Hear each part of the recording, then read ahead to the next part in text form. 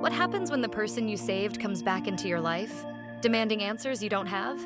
Welcome to Whispered Truth, where touching stories come alive. Let's jump into today's story. The Atlanta humidity clung to Ethan like a second skin, even at 7 in the morning. He tugged at the collar of his worn t-shirt, the fabric damp and already starting to chafe. He hated summer in this city, the air thick enough to choke on. Usually he'd be in his air-conditioned room, hunched over his textbooks, but today was different. Today was the first day of his externship at Grady Memorial, the sprawling, notoriously underfunded hospital that served as a brutal baptism for any aspiring doctor in Atlanta. He adjusted the strap of his backpack, the worn leather, a comforting weight, a reminder of the countless hours he'd poured into this, the culmination of all those late nights and endless exams. He'd walked this route a million times, the familiar row of modest houses, punctuated by the occasional overgrown lawn, blending into a monotonous backdrop to his inner turmoil. He wasn't sure if he was excited or terrified, probably both in equal measure. This wasn't some textbook case, some simulated scenario in a sterile lab. This was real.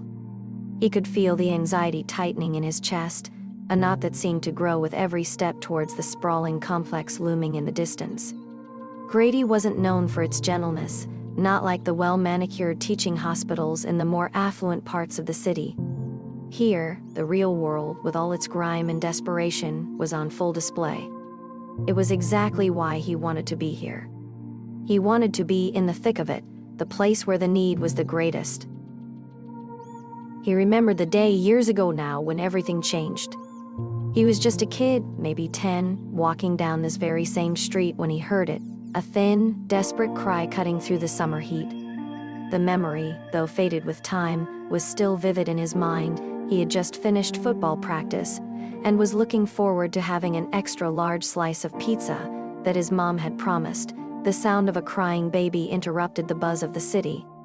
It was locked inside a dark blue sedan, its little face red and blotchy from the suffocating heat.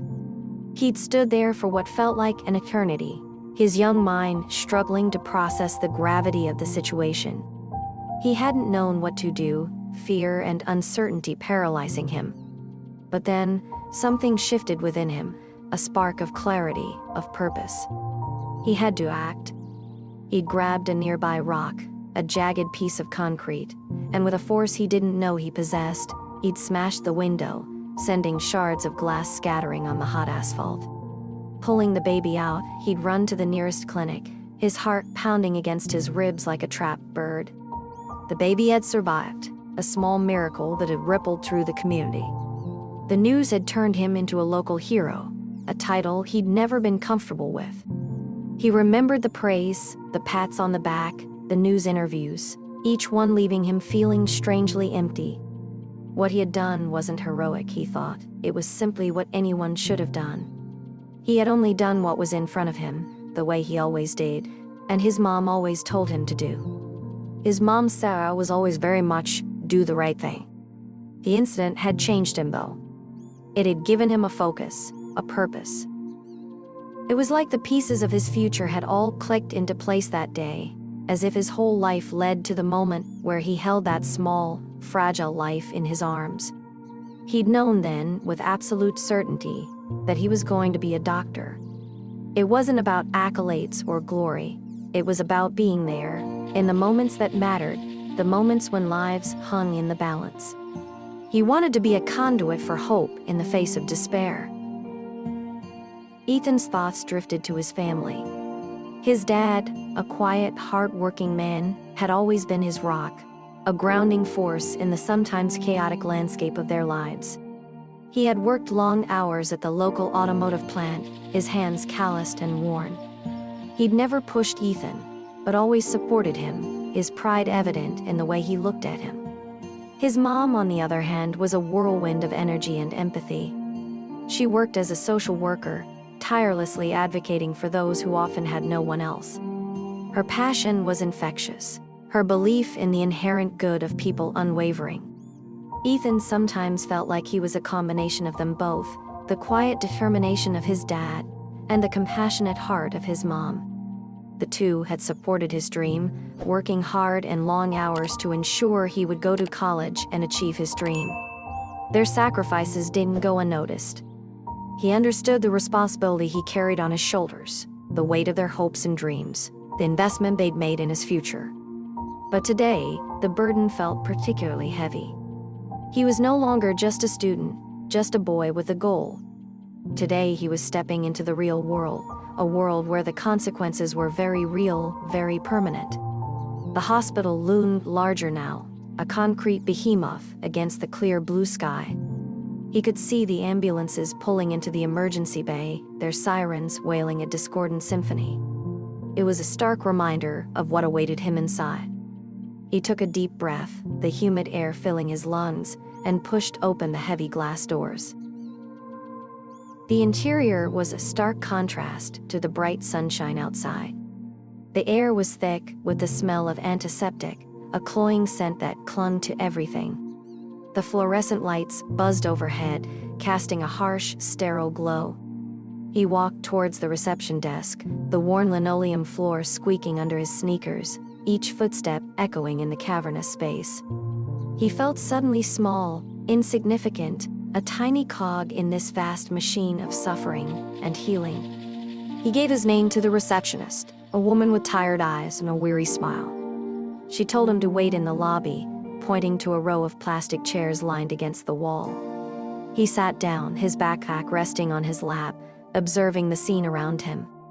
People hurried to and fro, nurses with harried expressions, doctors in crisp white coats, families huddled together, their faces etched with worry. He was surrounded by a cacophony of sounds, the beep of medical equipment, the muffled conversations, the occasional cough or groan. He found himself observing a young boy sitting across from him, a thin, pale figure with large haunted eyes. He was holding a tattered stuffed animal in his hand and looked to be around the same age as the baby that had changed his life. The boy reminded him of himself, small, scared, and in a situation he didn't ask for. Ethan felt a pang of empathy, a recognition of that fear, the vulnerability that came with being thrust into this environment. He was not some sort of superhero. He was just a human being, trying to make a difference in a world where that felt increasingly difficult. The receptionist called his name, and he stood, his legs feeling heavy. He followed her down a long, winding corridor, each step taking him closer to the reality of his dream. The corridor led him to a small office where a woman, dressed in a green scrub suit, was sitting at a desk, looking at a pile of paperwork. He entered the room, his heart beating faster. "Ethan Walker," she said, not looking up. "Yes, ma'am," he replied. "I'm Dr. Ramirez. I'm the head of the trauma team. You'll be shadowing us for the next few weeks. Don't get in the way and try to keep up." She finally looked at him, her eyes intense, appraising, and sharp. Ethan could see the exhaustion etched on her face, but he also could see a determination, an unwavering commitment. He could tell that she was not someone who suffered fools. He knew this externship wouldn't be easy, and if today was anything to go by, it was going to be brutal. But he was ready. He had to be. This wasn't just about him anymore. It was about all those people that he wanted to help. He just didn't expect what happened next. Dr. Ramirez placed a folder on the desk, the manila cover faded and worn. "This is your first case," she said, pointing at the folder. "It's a follow-up." She paused, her eyes narrowed slightly. "It involves a baby you saved. It's time you face it." Ethan froze. The room felt like it was spitting. His breath hitched in his throat. He picked up the folder, his hands trembling slightly. He didn't want to open it. He didn't want to know. All his memories of that day had been pushed down, tucked away somewhere safe inside of him. Now they were being pulled back out into the light, and he was not sure he was ready. Ethan stared at the manila folder, the worn edges and faded lettering a stark reminder of the passage of time. It was like a ghost from his past had suddenly materialized in front of him, demanding to be acknowledged. He didn't want to open it, didn't want to revisit that day, the day that had changed his life forever. But Dr. Ramirez's words hung in the air, sharp and unavoidable. "It's time you face it." He knew she was right, as much as he didn't want to admit it. He couldn't keep running from it, not if he wanted to be the doctor he aspired to be. He took a deep breath, the antiseptic-tinged air doing little to calm his racing heart, and slowly opened the folder. The first page was a medical summary, filled with sterile clinical language that felt detached from the raw emotions he associated with the case. He scanned the text quickly, the medical jargon blurring into an incomprehensible mess. He did notice the name, though. A small child named Lily. He had never known the baby's name. A picture was attached. Ethan swallowed. It was a photograph of a baby, her face still round and cherubic, her eyes bright and full of life. She was a beautiful little girl, a stark contrast to the image of the distressed, red-faced infant he remembered from that sweltering summer day. Seeing her now, healthy and vibrant, should have brought him a sense of relief, a feeling of satisfaction that he had done the right thing. But instead, he felt a strange mix of guilt and anxiety. He didn't want to be a reminder of that awful day. He didn't want to be known as the kid that saved the baby. He wanted to be a doctor and not a celebrity. He read on, his eyes scanning the details of her treatment, the long list of medications, the follow-up appointments. It was a stark reminder of the fragility of life, the precarious balance between health and illness. He turned the page. The next document was different. It was a social services report, detailing the legal proceedings against Lily's parents. The cold, bureaucratic language stripped away any pretense of humanity, reducing their lives to a series of bullet points and legal codes. He learned of their addiction struggles, their history of neglect, their repeated failures to provide a safe environment for their child. The weight of their choices pressed down on him, heavy and suffocating. He remembered seeing their mugshots on the local news, their faces contorted with anger and desperation, their eyes full of a pain he couldn't comprehend. He'd been too young then to understand the complexities of their lives, too focused on the immediate need to save the baby. But now, as he read these reports, he couldn't help but wonder what had happened to them, what path had led them to that moment of such profound negligence. He remembered his mom, Sarah, often talking about poverty, addiction, and systemic failings. He remembered thinking it was just too much for him to understand. He was just a kid trying to have fun. Now he was faced with the reality of those words. He had focused on the baby and not the parents, and it made him wonder if there was more he could have done. He noticed a case note, almost an afterthought, tucked at the bottom of the page. Parents are currently in a court-mandated rehab program and have requested to be involved in the follow-up care for their daughter. He felt a chill run down his spine. They wanted to be involved? After everything? He looked at the picture of Lily again, her innocent smile seeming to mock the depravity of her parents. He was supposed to meet them. He was supposed to talk to them. The thought sent a wave of nausea through him. He closed the folder, pushing it away from him as if it were a live grenade. He had done his part, he had saved the baby. That's all that mattered, right? But deep down, he knew he couldn't ignore them. He knew he had to face them, if only for Lily's sake. Wait! Sorry to interrupt you, but please subscribe to our channel Whispered Truth and reach the goal of 1,000 subscribers. Your subscribe and like helps us a lot, and comment your favorite part. Now let's get back to the story. So, what do you think? Doctor, Ramirez said, her voice breaking through his thoughts. She was leaning against the door frame, her arms crossed, her expression unreadable. He hesitated, unsure how to articulate the turmoil raging within him. It's a lot, he finally said. It is, she replied, her tone softening slightly. Trauma isn't just about the immediate injury, it's about the ripple effects, the long-term consequences, the scars that are left behind, and that can follow you around like a dark cloud, especially if you try and hide them. She walked over to his desk, her footsteps echoing softly on the linoleum. You can't compartmentalize, Ethan. You can't separate the physical from the emotional, the individual from the systemic. Everything is connected. And if you want to be a good doctor, you have to understand that. She took the folder from him, her fingers brushing his for a brief moment. This is the real world, Ethan. It's not always black and white. He nodded, absorbing her words, knowing that she was right. He had been trying to compartmentalize, trying to separate the heroic act of saving the baby from the complex reality of the situation.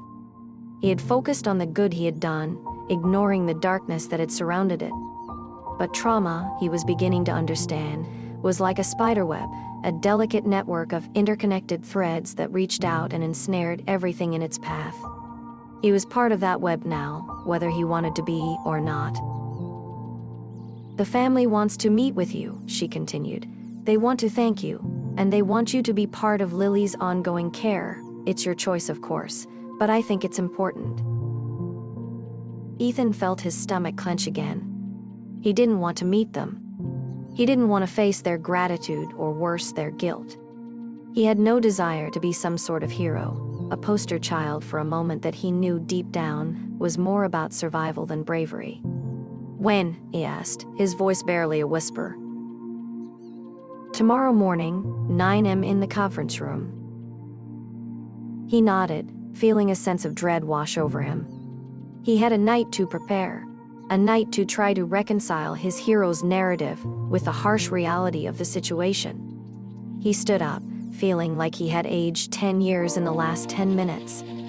He walked out of the office and into the busy hallway. It was all so loud, so chaotic. He could feel the weight of the entire hospital pressing down on him. The reality of it all started to set in. He was no longer a kid who had just walked to school one day and helped a baby. He was entering a world where the stakes were incredibly high, and there were no simple answers. He looked around, seeing the nurses running back and forth, the doctors rushing from one crisis to the next, and the patients with looks on their faces that were both weary and hopeful. He couldn't help but wonder if he was ready for all of this. He had wanted this, he had dreamed of this, and yet he was terrified. The image of Lily, her bright smile, filled his mind, and he knew he had no choice. He had to face her parents for her sake. He had to be there, in that room, at 9 a.m., and he had to be ready for whatever came next. He needed to be there for her. He walked towards the hospital's exit, feeling like he was walking through mud. His mind was racing, his thoughts a tangled mess. He needed to clear his head. He needed some time to process everything that had just happened. He decided to walk home, the familiar streets a comforting backdrop to his turmoil. He walked through the neighborhood, the humidity clinging to him like a wet blanket, the sounds of the city fading into a distant hum. As he walked, his thoughts drifted back to that day, the day he had saved Lily. He could still remember the feeling of panic, the fear that had gripped him as he'd stared at the trapped infant. He remembered the sound of the glass shattering, the feeling of the baby's soft skin against his own. He remembered the relief, the pure, unadulterated relief, when he had finally handed the baby over to the doctors at the clinic.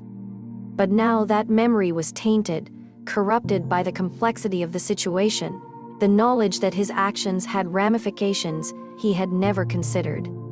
He was no longer just the hero, he was now part of a story that was far more complicated than he had ever imagined. He had started off that morning as a student, just starting his externship, ready to learn and be a better version of himself. Now he just felt like he was about to fall.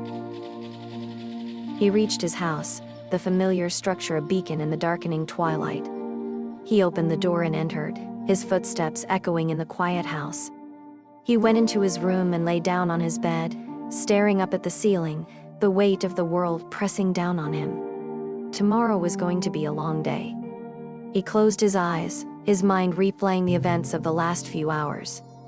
He wondered what the future held for him and for Lily. He wondered if he would ever truly be able to reconcile his desire to do good with the messy, often painful, reality of the world. He finally drifted off to sleep, his dreams filled with images of broken glass and a small child's cry, the guilt gnawing at his soul. He needed to rest because he had to face his greatest challenge yet tomorrow. And if today was any indication, tomorrow was going to be a lot harder. The sterile scent of the conference room was a poor substitute for the comforting aroma of his mother's coffee. Ethan sat stiffly in one of the uncomfortable chairs, the hard plastic digging into his back. He'd barely slept, his dreams a chaotic montage of shattered glass, desperate cries, and the faces of Lily's parents, distorted and menacing in the shadows of his subconscious. He'd arrived early, hoping to gather himself before the meeting, but the quiet room only amplified the nervous energy thrumming beneath his skin. The large conference table was polished to a mirror shine, reflecting the fluorescent lights in a dizzying array of bright spots. It felt like the setting of a corporate meeting, not a gathering of lives irrevocably altered. He wished he could have spoken to his mom, her calming voice and her ability to see the humanity in every situation, but she had left for work before he had even woken up. His dad, as always, was already at the plant, working hard to ensure they could have what they needed. It made him feel even more inadequate, the weight of their sacrifices bearing down on him. The folder, the one he'd tried to push away, was sitting on the table in front of him, a constant, heavy reminder of what he was about to face. He opened it briefly, just to make sure he remembered everything. Lily's bright face stared back at him, an innocent beacon of hope. He closed it again. He looked around the room, noticing that a pitcher of water and some glasses had been set up. He poured himself a glass and took a sip. The water did nothing to calm him down, and his hands were still shaking. The clock on the wall ticked loudly, each second dragging by with agonizing slowness. He kept glancing at the door, his heart pounding in his chest. He tried to control his breathing, the way he had learned during football practice, but it wasn't working. He just wanted it to be over. The door opened and Dr. Ramirez walked in, followed by two people. Ethan immediately recognized them from their mugshots. They looked different now, though. They were pale and gaunt, their eyes filled with a mix of anxiety and vulnerability. The man was wearing a faded t-shirt and jeans, his hair was short and looked to be cut haphazardly, and the woman had on a plain dress, her face devoid of makeup. They looked older, worn down by life's circumstances. They looked tired. He tried to imagine them holding Lily, loving her, protecting her. It was hard, but he tried. He knew, logically, that the mugshots were just a snapshot, a moment in time, and that they didn't define a person's whole existence. He just couldn't shake the image from his mind, the look of rage that had been etched onto their faces, that seemed so different from what he was seeing now. "Ethan," Dr. Ramirez said, her voice calm but firm, "this is Maria and David, Lily's parents." Ethan nodded, his throat suddenly dry. "It's nice to meet you both." He tried to sound as normal as possible, but his voice sounded strained and small to his own ears. Maria, Lily's mother, stepped forward, her eyes glistening with tears. "Thank you," she said, her voice choked with emotion. "Thank you for saving our daughter." She stopped, her words catching in her throat. David put his hand on her back, his hand shaking. He felt a wave of discomfort wash over him. He didn't want their gratitude. He hadn't done it for them. He had done it for Lily, for that small, fragile life that had been left to suffer in the heat of that hot summer day. It was nothing, he said, the words feeling hollow and meaningless even to himself. He could see that it meant something to them, though, and it felt wrong to reject it. "No, it wasn't nothing," David said, his voice thick with emotion. "You saved her life. You gave us another chance." He paused, his eyes lowered in shame. "We messed up, we know that. We're so ashamed." Ethan didn't know what to say. He wanted to tell them that he didn't forgive them.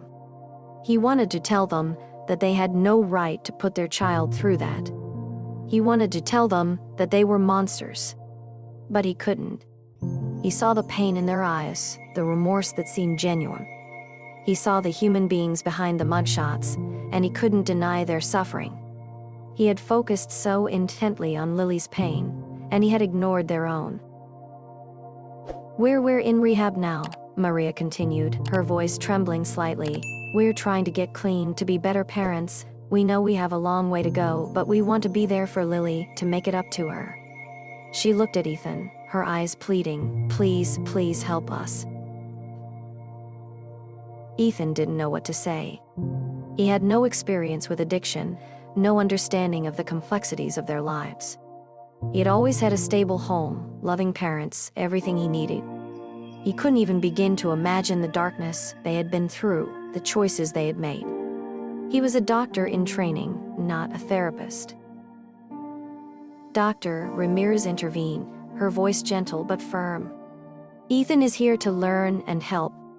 He can talk to you about your daughter and her ongoing care. He can answer any questions you have, and he can be part of the process, if that's what's best for Lily." Ethan nodded, his throat still tight. He felt a strange sense of responsibility, a feeling that he was now part of their story, whether he liked it or not. He had saved Lily's life, and now he had to help her parents try to rebuild theirs. It felt overwhelming. It felt like more than he had signed up for. They started to talk, the conversation hesitant at first, but gradually gaining momentum. Ethan found himself listening, truly listening, to their story. He heard about their struggles with addiction, the pain of their past, the systemic failures that had led them down such a dark path. He heard about the love they had for their daughter, the guilt that consumed them, the desperate hope that they could somehow become the parents she deserved. It wasn't easy. He had to put aside his judgments, his preconceived notions, the anger that still lingered within him. He had to try to see them as human beings, flawed and broken, but still worthy of empathy and redemption. He started to ask questions, not as a doctor, but as a fellow human being, curious to understand the complexities of their lives. He learned that Maria had grown up in foster care, moving from one home to the next, never feeling a sense of belonging. She had turned to drugs and alcohol as a way to numb her pain, to cope with the trauma of her childhood. David had been raised in poverty, surrounded by violence and addiction. He had never been given the chance to escape the cycle of despair, and had fallen into the same pattern of self-destruction that seemed to run through his family. They had found each other, two lost souls adrift in the chaos of the city, their love a fragile beacon of hope in the darkness. But their addiction had consumed them, leaving them unable to care for their daughter, to provide the safe and loving environment she deserved. He started to understand that their neglect wasn't a deliberate act of cruelty, but a consequence of a complex web of social and personal issues. He started to see that the story was much bigger than what he had initially thought.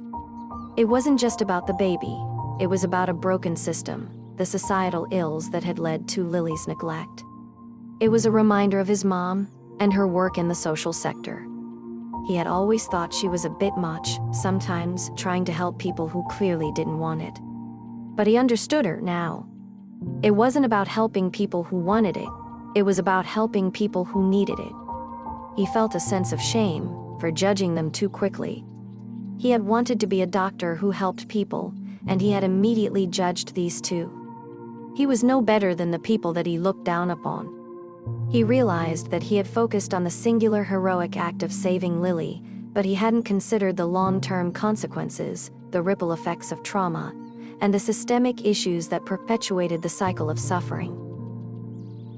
They talked for hours, the conversation flowing back and forth between personal stories, medical questions, and legal updates. Ethan listened, his initial anger giving way to a sense of empathy. He started to see their pain, their desperation, and their genuine desire to change. He realized that he couldn't just write them off, that he had to be part of the solution, even if he didn't fully understand all of the complexities that were at play. The meeting started to wind down.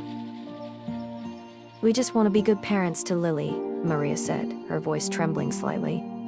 "We know we messed up, but we're going to work hard to earn her trust again. We would love for you to help us." She looked at him, her eyes pleading, "Please, help us be there for her." Ethan looked at them, his heart heavy. He knew what he had to do, but that knowledge came with a heavy dose of trepidation. He was going to be part of Lily's life, and by extension, Maria and David's lives, for better or for worse. He nodded.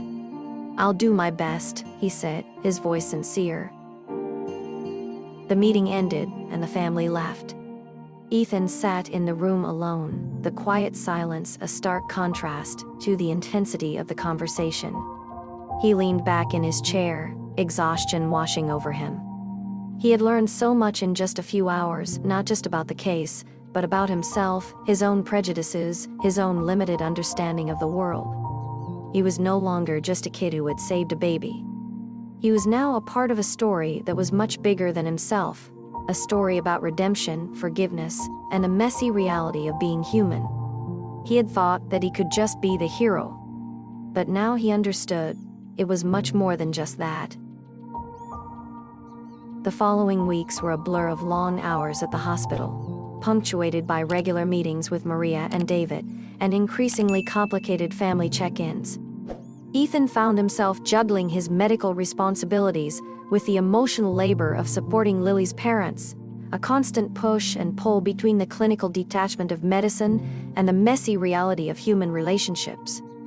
He wasn't just a student anymore, he was becoming a confidant, a reluctant participant in their ongoing journey toward redemption. The sterile environment of Grady felt like a distant memory during those meetings. He'd sit with them in the small social work office, the walls adorned with colorful posters and inspirational quotes that felt oddly out of place as they talked about their struggles, their successes, and their fears. He started to learn their triggers, their coping mechanisms, the small moments of joy, and the recurring bouts of despair. He listened to their stories, each one a testament to the resilience of the human spirit, and a reminder of the complex circumstances that had led them down the path of addiction. They had good days and bad days.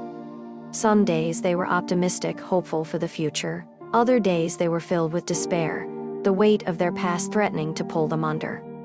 He did his best to offer guidance, drawing on his medical knowledge, as well as the advice of his mother, who had become his sounding board, a steady voice in the midst of the chaos. She seemed almost glad that he was finally understanding what she was talking about. He had always thought her work was a bit much, and a waste of her time. He now realized he had been wrong, that she had seen his potential to be good. He was glad that he had learned this. He wanted to be a doctor, but he also wanted to be a good person. He tried to maintain a professional distance, reminding himself that he was a doctor in training, not a therapist, but it was becoming increasingly difficult. He was starting to care, not just about Lily, but about Maria and David. He saw their genuine desire to change, their relentless efforts to overcome their demons, and he couldn't help but be moved by their courage. He would often find himself talking to his dad about everything that he was going through. His dad, as always, was a man of few words, but he listened intently, offering his quiet, stoic support. His dad would always remind him that sometimes all people need is someone who is willing to listen. He was right, and Ethan was realizing that he should have listened more to both of his parents over the course of his life. Lily was thriving. She was healthy, happy, and full of life. She was a constant reminder of the good that could come from even the darkest of situations. She had become a light in his life, a symbol of hope in the midst of the despair he witnessed every day at Grady. He would often visit her at the daycare, her laughter echoing through the brightly colored rooms, her innocent face beaming with joy. He could see Maria and David's faces when they were with her, the love shining in their eyes. They were trying, and he knew deep down they were going to make it. The hospital was still a challenge, though. He was constantly confronted with the stark reality of poverty, addiction, and violence. He saw patients from all walks of life, each one with their own unique story of suffering and resilience. He learned to suture wounds, set broken bones, and read X-rays, but he also learned the importance of empathy, the power of listening, and the need to see beyond the diagnosis, to understand the human being behind the illness. He worked under the supervision of Dr. Ramirez, whose stern exterior belied a compassionate heart. She pushed him, challenged him, and demanded the best from him, but she also recognized his potential, his commitment to his craft. He had learned so much from her, and he knew that she would be an incredible mentor. She wasn't just teaching him about medicine, she was teaching him about life, about the complex and often contradictory nature of humanity. One evening, after a particularly long shift, Ethan found himself sitting on the rooftop of the hospital, overlooking the city. The sun was setting, casting a golden glow over the skyline, the lights of the city twinkling like stars against the darkening sky. He was exhausted, both physically and emotionally, the weight of the day pressing down on him. He thought about Maria and David, their long and arduous journey towards recovery, the challenges they still faced. He thought about Lily, her bright smile, her infectious laughter, her unwavering hope. He thought about his parents, their tireless efforts to provide for him, their unwavering support. He thought about his future, the long road ahead, the responsibilities he carried on his shoulders. He had started out wanting to be a doctor because of a single event in his life. Now he had seen so much more, and his life had been changed for the better. He no longer just wanted to be a doctor, he now wanted to try to help people, no matter the circumstance. He finally understood what his mom had been saying. He was seeing what she saw every day. He felt a strange mix of hope and trepidation. He was doing good work, and he was helping people. But he was also learning that the world was a complicated, messy place, that there were no easy answers, no simple solutions. He took a deep breath, the cool night air filling his lungs. He remembered the day he had broken the car window, the sheer panic and terror he had felt. He had thought at the time that it was the most important thing he had ever done. And it was important, no doubt. But he was starting to see that life wasn't about the single moment of heroism, but about the long and arduous journey, the slow and steady progress, the unwavering commitment to doing what's right, even when it's difficult, even when it's painful. He was finally understanding that true strength wasn't about being fearless, but about facing his fears, acknowledging his weaknesses, and continuing to move forward, even when he felt like giving up.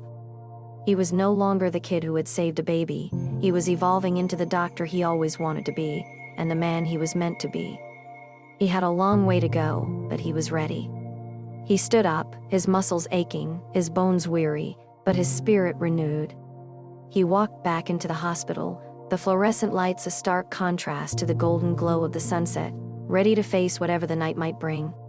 He had an appointment with Lily, Maria, and David in the morning, and he wanted to be there. He wanted to be part of their journey. He knew that the road ahead would not be easy, that there would be setbacks, challenges, and moments of doubt. But he also knew that he wasn't alone, that he had his family, his mentors, and the strength he had discovered within himself. He was a part of a larger story, a story about hope, resilience, and the unwavering belief in the power of the human spirit to overcome even the most daunting of obstacles.